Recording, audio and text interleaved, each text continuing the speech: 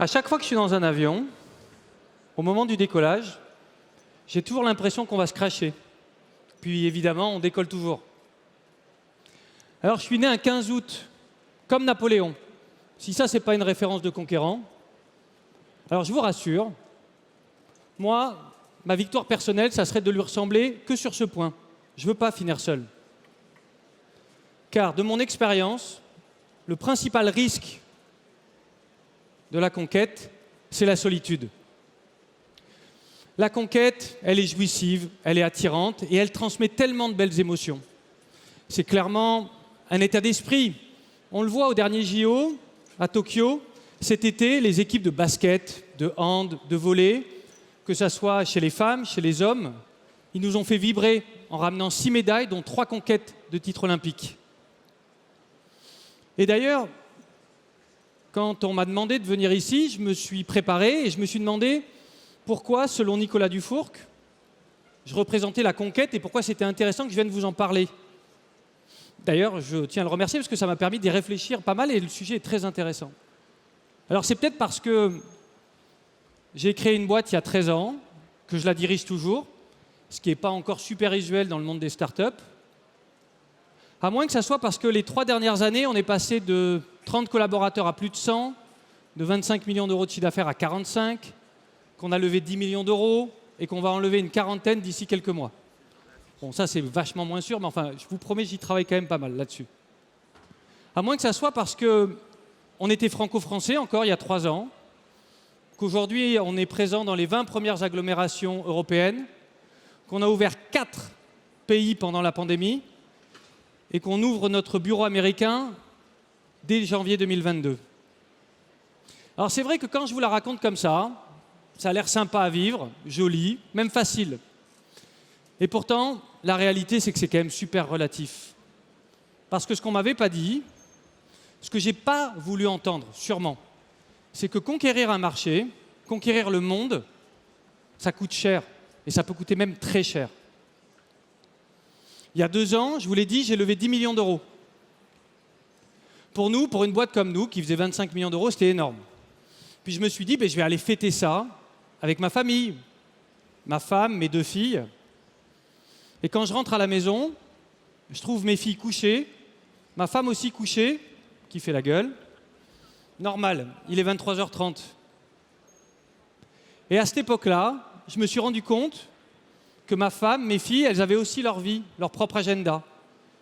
Et ma vie de conquérant est rentrée en concurrence avec ma vie de famille. Et ce qui s'est passé avec ma vie de famille, c'est aussi passé au niveau de mon entourage. J'avais tellement de problèmes à gérer, j'avais tellement de difficultés, que les problèmes de mes amis, de mon entourage, m'intéressaient moins, ils me paraissaient futiles, dérisoires, par rapport, moi, à mes propres enjeux, mes enjeux de conquérant. Et je peux vous dire que j'ai eu pas mal de chance parce qu'à l'époque, j'aurais pu perdre des amis. Et puis j'ai eu aussi des angoisses assez profondes, jusqu'à quand même me torturer quand sur WhatsApp, quelqu'un ne me répondait pas, alors que j'avais vu qu'il avait vu mon message. Non, à cette époque-là, je peux vous dire que ma santé mentale, elle en a pris un coup.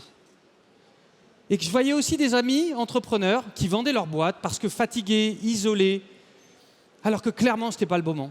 Et donc, je peux vous dire que la conquête, ça vide, ça draine et ça isole. Et si c'est un état de santé, c'est aussi si c'est un état d'esprit, c'est aussi un état de santé. Santé physique, mais aussi santé mentale. Et je me suis dit que pour bien la vivre, il fallait que je prenne soin de moi.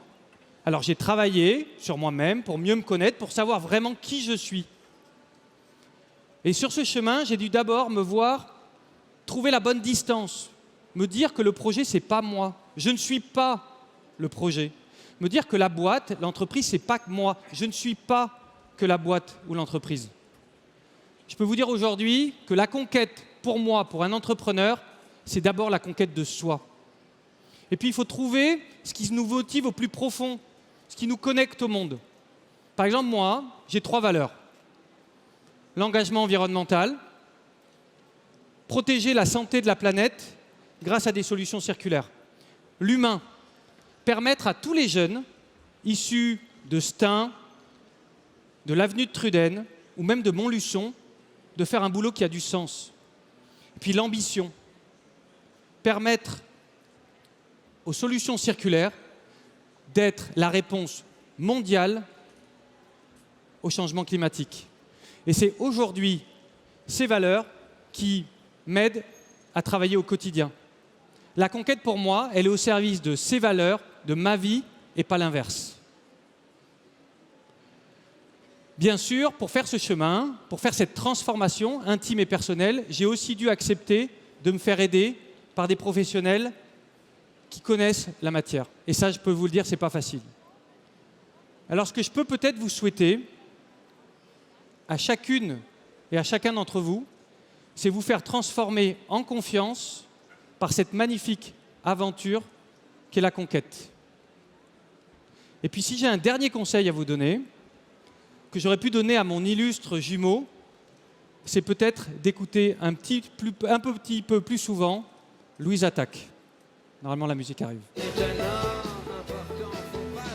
Faut pas se laisser gagner par l'euphorie de croire que l'on est un homme important.